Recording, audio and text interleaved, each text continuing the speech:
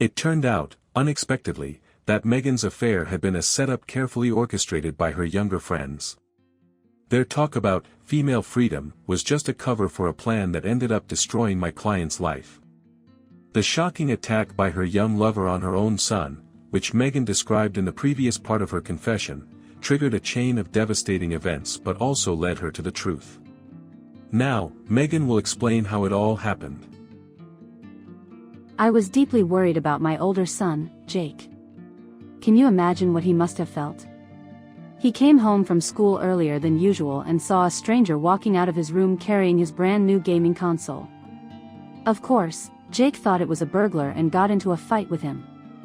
My son had no idea he was dealing with my lover Nick, the man I had brought into our home, and not for the first time. I didn't let Nick seriously hurt Jake, but my lover was so furious that he left without saying a word. I tried to comfort my son, but when Jake realized the truth, he ran away from home. I was in nothing but a towel and couldn't chase after him.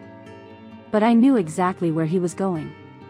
Jake ran to his father's workplace to tell him everything. That realization felt like something breaking inside me. When I had rushed out of the shower and stopped the fight between Jake and Nick, I was acting on instinct.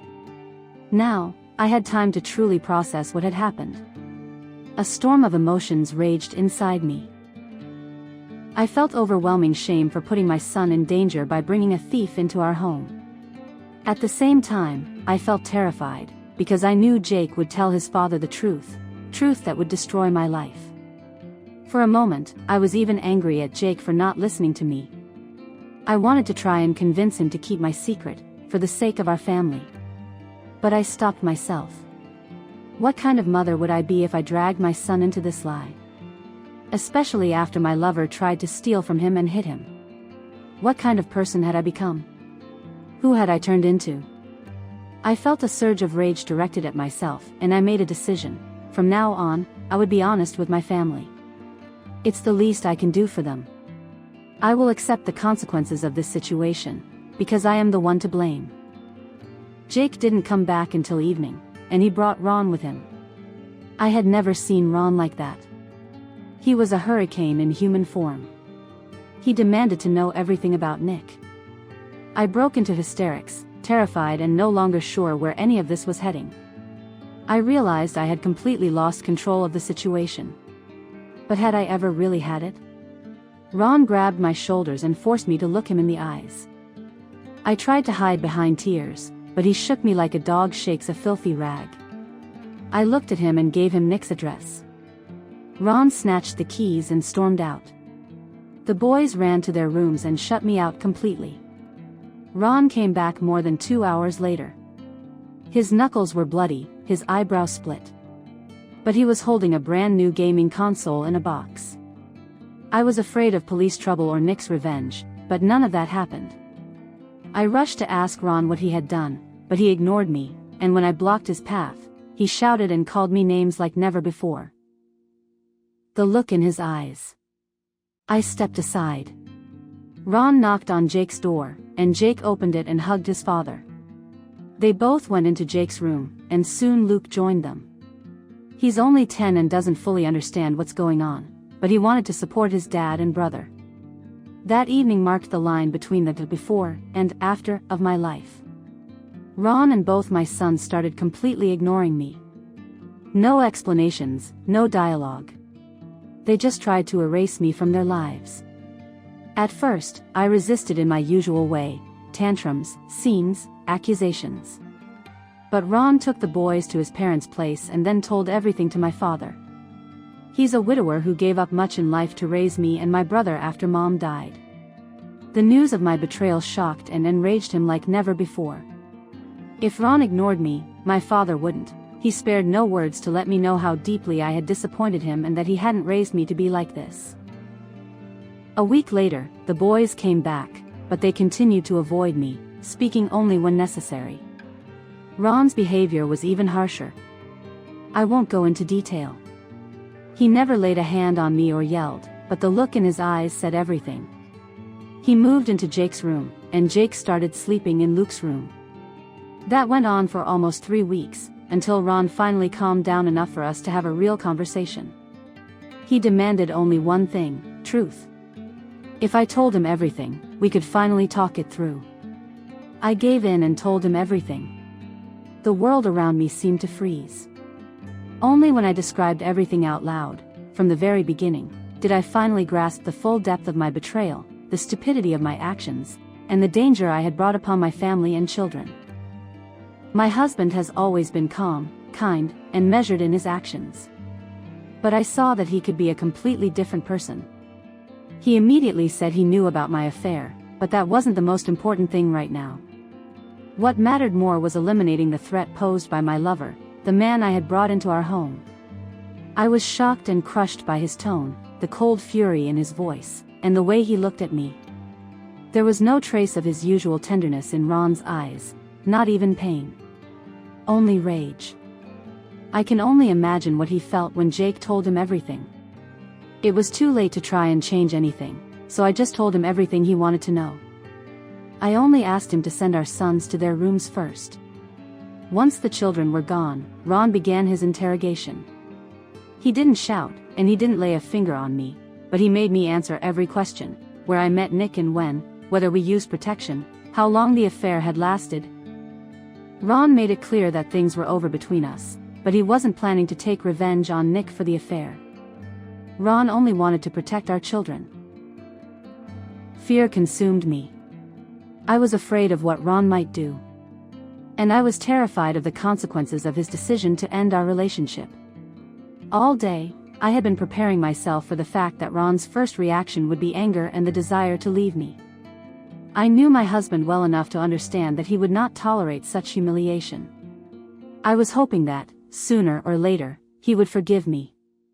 The most important thing was not to fight with him now, not to argue, and to show genuine remorse. But even though I was prepared to hear him speak of divorce, it still shattered my heart. It seemed Ron knew exactly what he was doing. All I could do was wait for him. What else could I do? Call the police? That would only put my own husband at risk. Go to Nick? That would only make things worse. I made dinner for our sons, but they didn't come to the dining room. Both of my boys stayed in the older one's room. The door was shut, and they refused to talk to me.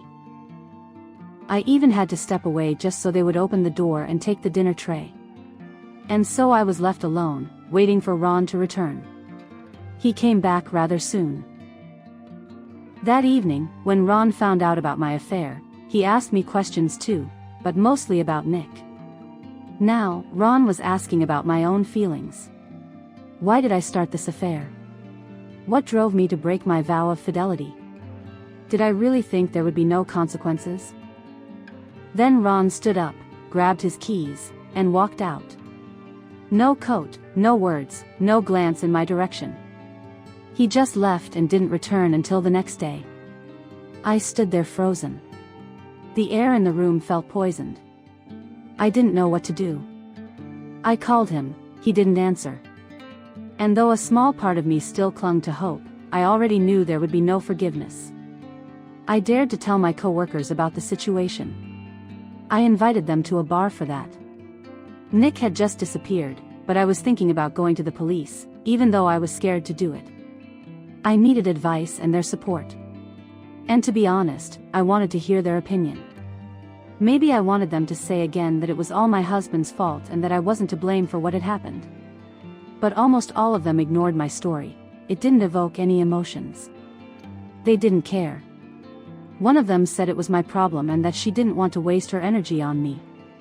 Their words about female independence turned out to be empty. Almost everyone left, only one of them stayed. This friend of mine used to be the loudest critic of family life and called me a doormat for the patriarchy. Now she sat across from me, looking at me with hatred. When we were alone, she started threatening me. She said Ron had knocked out a few of Nick's teeth and broken his arm. Nick hadn't retaliated or gone to the police only because he was afraid of getting arrested for theft. But if I went to the police, then Ron would face legal trouble too. And their mutual friends would start talking to me and my sons. Her words hit me like a thunderclap. How did she know Nick? It had been just a random encounter in a bar. It turned out she had deliberately set me up with Nick. Julia admitted it and warned me that we should all forget this ever happened. She didn't explain further and left without even paying for her cocktail. I was so shocked I didn't even notice right away. The next day, another girl from our group told me more. And that changed everything. It turned out Julia had been seeing Nick for a long time, and they were in an open relationship. Everyone in the group knew. Julia had even shared him with a few other friends. And then I came along, happily married, a loyal wife, a successful editor and translator, balancing work and raising 2 kids. My happiness made these women feel inadequate, and Julia proposed an experiment. Would I resist temptation if someone messed with my head and set me up with Nick? They had never liked me, and they decided to humiliate me this way. First, they attacked my self-esteem, then Julia arranged the encounter with Nick. She told him everything about me to make it easier for him to gain my trust, press on my insecurities, and get me into bed. But when I told them about the robbery and the fight, the girls realized the situation had gotten out of hand. They hadn't known Nick was a thief, so they decided to tell me the truth. But they didn't care about anything else. I wanted to go to the police, but what can I say and what proof do I have? I won't put Ron at risk. Did Julia know Nick was robbing me? Maybe some of my things are at her place now. I'll never know for sure, but now I'm convinced. And I was left with the guilt, and with Ron, who wouldn't even look at me anymore. He wasn't angry. He didn't yell. He just turned into a wall. Lived in our house like a guest. Slept separately. Spoke to me in a dry, distant tone. And every time I saw his back in the dark, I curled up into a ball, not knowing if I still had the right to be there. I wanted redemption, but I didn't know how to earn it. I wanted someone, anyone, to believe that I hadn't been evil from the start. That I had been deceived. That I had given in to weakness. But even if that's true, is it enough to be forgiven? I remember the morning Ron told me he had filed for divorce. All those days when I had been hoping for a slow reconciliation, he had been preparing, gathering documents, consulting with his lawyer. It wasn't a shock I felt, it was emptiness. It was inevitable. It was deserved. But knowing that didn't make it any easier. Ron looked at me with such fury that his gaze alone felt scorching. He told me to get out, and even though I had the legal right to stay in the house, I knew that defying him would destroy any remaining chance of reconciliation. Besides, Ron was clearly holding back. He didn't yell or insult me, and he kept at least 5 feet of distance between us. That hurt more than any words could, but I knew he was full of rage. At first, I thought it was just about the cheating, but my older son was more open. He said his father would never forgive the betrayal, but what truly made him angry was that I had put their children in danger. My older son blamed me for that too. He was proud of his father for standing up to my lover and protecting the family. As for me, he didn't say the word disgust, but the look on his face, the distance, the silence, it said everything. I was crushed. I felt like I could sink through the floor from the shame, just from my son's eyes on me. My younger son didn't show any anger, but he avoided me. I was trembling with panic, terrified that I would never be able to fix this. So I gave in, and I left. I was kicked out of the house the same day. Ron didn't want me under the same roof as our sons. He looked at me like I was a stranger, a threat. The boys fully supported him and warned me that if I tried to take the house or claim custody, they would cut off all contact. I decided I would fight for my children and try to convince them not to erase me from their lives. But while they were still so hostile, it wasn't the right time. So I quietly moved in with my father. He wasn't happy with me, but he let me stay. The first few days were nothing but darkness. I couldn't eat. I couldn't sleep or even breathe. My only thought was to go back.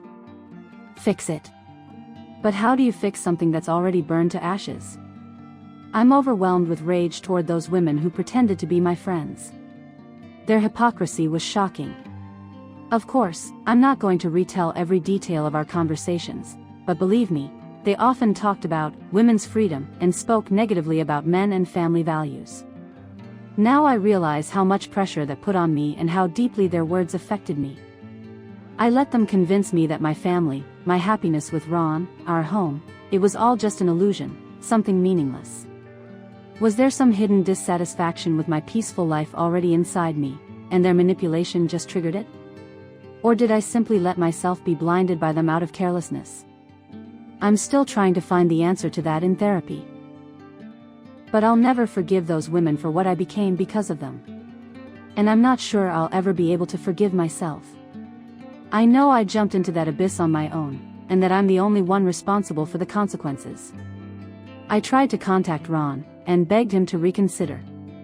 I called, texted, left voice messages. No response. I think he blocked my number. Then I wrote to my older son. He didn't reply. Finally, one day, I saw 3 words in the messenger: "You betrayed us." My head spun when I read it. I kept rereading it, as if trying to find another meaning. But it was clear. I had to leave my job. I could no longer function in that company. Not just those women, everyone at the office began to avoid me. Management called me in and said that my situation was damaging the company's reputation. I didn't argue. I knew I had lost face. More than that, I had lost myself. Now all I can do is wait for the court. I don't know what position to take in this case. I'm confused, and that's why I reached out for help.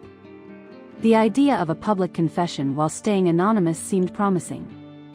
I know I deserve judgment, but I need guidance. I need to understand how to move forward. For a while, I tried to comfort myself with the thought that I was the victim of a setup, that I had been manipulated. But I was the one who cheated. Of my own free will. No one else was responsible. Just me. Will Ron ever forgive me, even after a few years? How do I earn that? How do I regain my son's trust? I'm no longer looking for excuses, only answers to those questions. Thank you, Megan, for your sincere confession. And thank you, viewers, for listening to her story and sharing your own thoughts. Although it's completely anonymous, it took great effort for her to honestly share her story. This courage deserves respect. I hope she can change her life for the better, and this video becomes one of the metaphorical bricks in building her happy future. Especially since, unlike my next client, Megan didn't engage in destructive behavior for years. Unfortunately, the next story is more tragic in this regard. The author of that confession consciously harmed her closest person for years, even decades. But now she faces the inevitable consequences of her actions and seeks advice.